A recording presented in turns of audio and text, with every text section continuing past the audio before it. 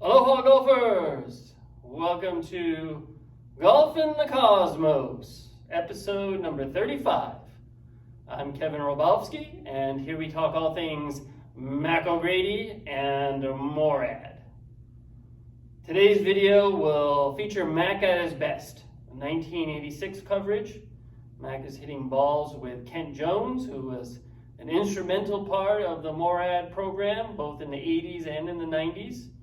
And this swing is the swing that really influenced a generation of PGA Tour players and teachers alike, and very much characterized by Mac's freedom of motion, his speed, his alignment, his symmetry, perfect balance. Of course, these things are governed, and Mac still had at this time the 10 sections of the swing, which we've covered in the past.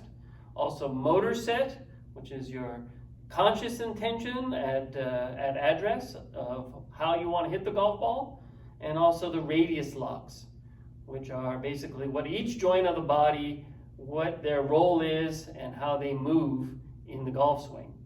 This is covered in some prior videos that I have already published. 1986 Mac at his finest. So please review those videos and review all the videos. There's a lot of key points there that answer a lot of your questions.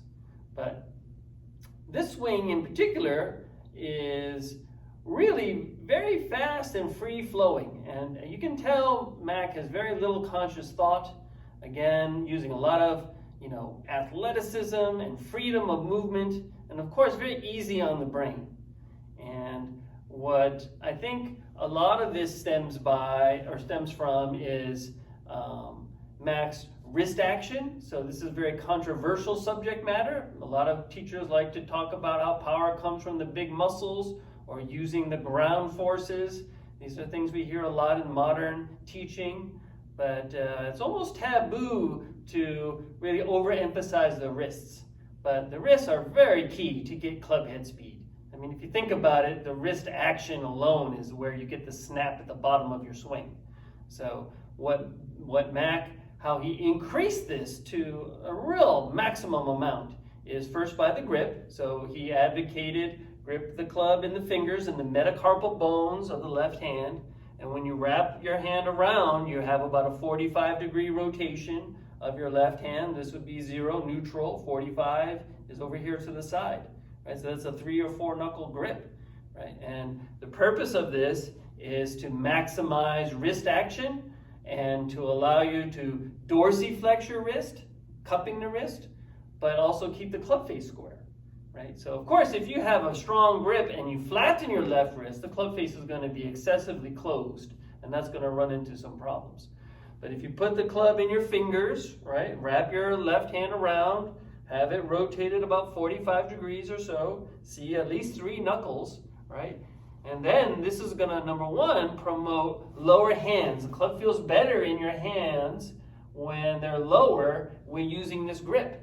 And with this lower hand position, it presets the wrist cock, right? So you don't have to go from P1 to P2 and consciously cock your wrists. They're already pre-cocked at address because of the strong grip and because of the lower hands. And when you do that, it lines up perfectly at P2, right over your toe stance line with the club face square. Right? There's very little manipulation. Generally, when you see guys with high hands, you're going to see the club go inside, or the golfer is going to have to pick the club up and then turn in order to get it kind of lined up nicely at P2. So lower hands, stronger grip, right? The club sets at P2 just naturally because of the address position, and then you start the rotation of your body, hips turn, shoulders turn, club goes all the way to parallel and all the way to down the line. So Mac wanted the full 90-degree wrist break, and then when you come down, if the wrists are in dorsiflexion, you can actually increase the wrist action or the down cocking and create a 135-degree angle at P5, right? Much like what Hogan did.